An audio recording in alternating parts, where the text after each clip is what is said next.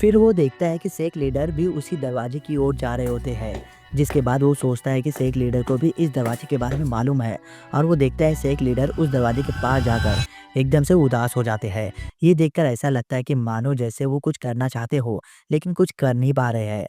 MC Sheikh leader के situation को देखकर सोचता है कि इस सिचुएशन में माउंट हुआ शेख को लीड करना सच में बहुत मुश्किल काम है। ऐसे में कोई भी डिप्रेस्ड हो सकता है क्योंकि माउंट हुआ शेख अब धीरे धीरे खत्म होता जा रहा है।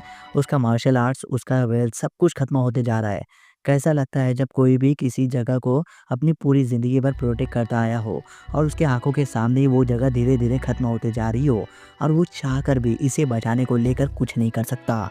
ऊपर से ये फीलिंग्स सेक लीडर चाहकर भी किसी के साथ शेयर नहीं कर सकते क्योंकि सेक लीडर पर ही सेक के सभी लोग डिपेंडेंट हैं और इसीलिए वे अकेले ही सारे पेन और सैडनेस से डील कर रहे हैं।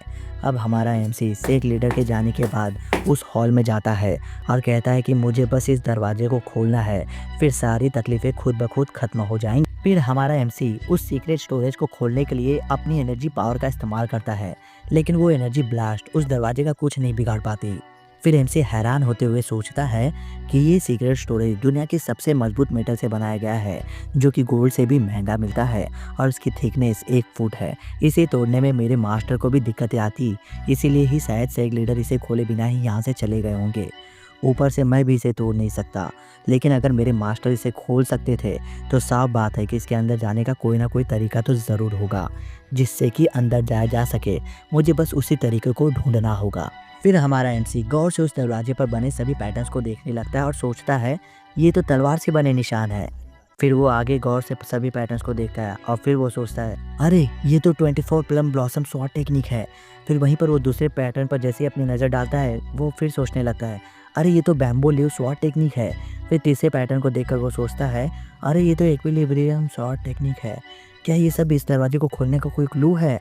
अगर ऐसा है तो मुझे इन निशानों को फॉलो करते हुए इन सारी टेक्निकों का इस्तेमाल एक एक करके इन दरवाजे पर करना होगा। इसकी शुरुआत मुझे इक्विलिब्रियम स्वॉर्ड टेक्निक से करके, फिर बैम्बू लीव स्वॉर्ड टेक्निक से होते हुए, फिर 24 movement plum blossom sword dance technique use करके देखना होगा, जिससे कि शायद ये दरवाज़ा खुल जाएगा।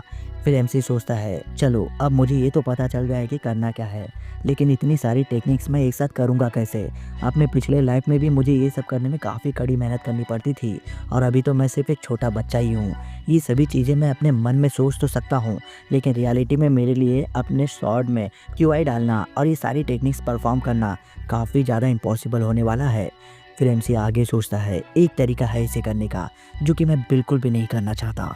अगर मैं अपना लाइफ फोर्स, जिसे कि इनेट क्यूआई भी कहते हैं, जो कि जन्म से ही हर किसी में मौजूद होता है, जो कि उसके लाइफ को मेंटेन रखता है जन्म से ही, मुझे बस उसका थोड़ा सा इस्तेमाल यहाँ पर करना होगा और साथ ही साथ इससे होने वाले कॉन्सिक्वेंस के लिए भी तैयार होना होगा।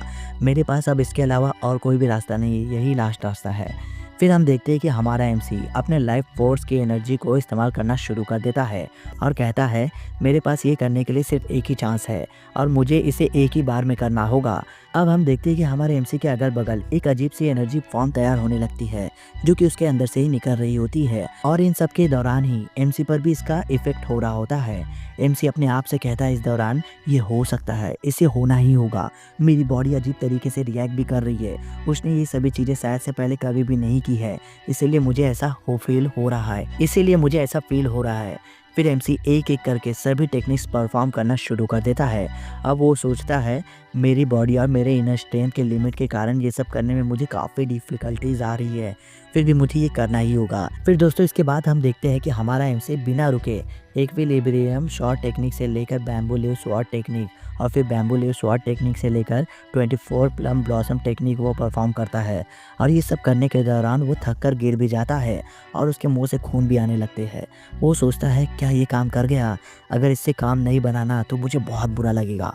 फिर एमसी को एक आवाज़ सुनाई देती है और वो उसकी तरफ देखता है और उसकी तरफ देखते ही वो खुश हो जाता है क्योंकि ये आवाज़ उस सीक्रेट स्टोरेज के दरवाजे के धीरे धीरे खुलने की थी और उसे देखकर वो बहुत ज़्यादा खुश हो जाता है। जिसके बाद वो सोचने लगता है कि अब मुझे कम से कम ना 2 महीने का बेड रेस्ट लेना पड़ेगा रिकवरी के लिए। माउंट हुआ शेख को बचाना बहुत ही मुश्किल काम है। देखते हैं कि मेरे मास्टर ने इसके अंदर कौन सा राज छुपा कर रखा है।